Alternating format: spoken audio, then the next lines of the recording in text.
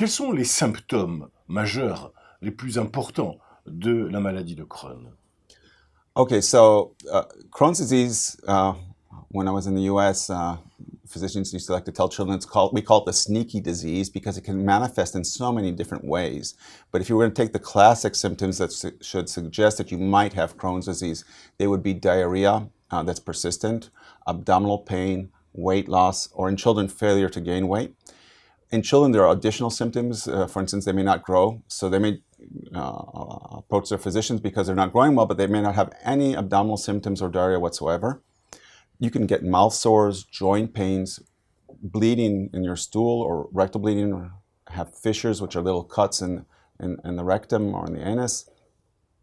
And those would be the major categories. Then there are a lot of other minor categories, which are rare manifestations, which can be outside the gastrointestinal tract, which can involve the eyes, the joints, the skin, and we see that not infrequently.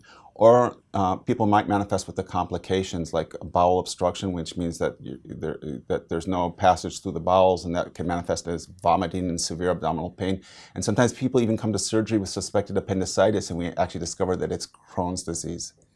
So there are many different manifestations, but the classic ones would be abdominal pain, diarrhea, weight loss, or failure to gain weight, or rectal bleeding.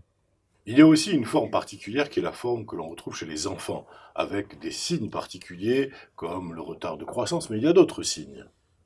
Okay, so I'm a pediatric gastroenterologist, so pediatric, it's very important to state that pediatric Crohn's disease is not the same as adult Crohn's disease.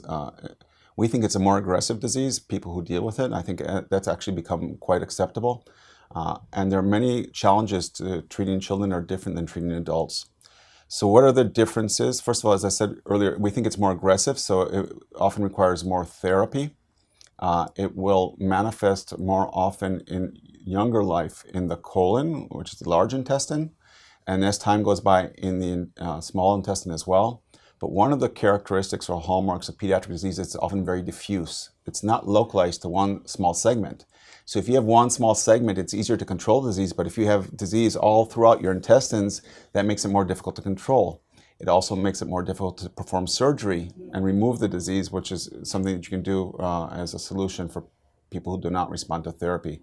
So that's the second difference. And the third difference is that it can manifest as short stature or failure to grow. And that's characteristic of about 20% of children who develop the disease. And that's also important because growth is an important outcome measure that we want to promote.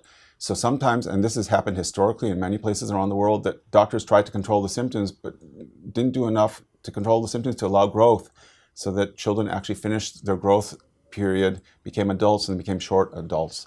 And nowadays we try to intervene earlier and see if a child is not growing. Even if everything else looks good, then you should probably think about changing your therapy, because we need to promote growth, because there's a window of opportunity. For females, it's shorter. So females, by the time they have their menstrual period, they will have almost stopped growing. And that could be at 12 or 13, whereas males will often continue to grow a little bit longer through 16, 17. So in a young female who's 10 or 11, we might need to be more aggressive with therapy in 2016 than we were 3 years ago, recognizing that if we don't intervene on the growth aspect early, you might not be able to achieve that growth later on because it will finish their growth.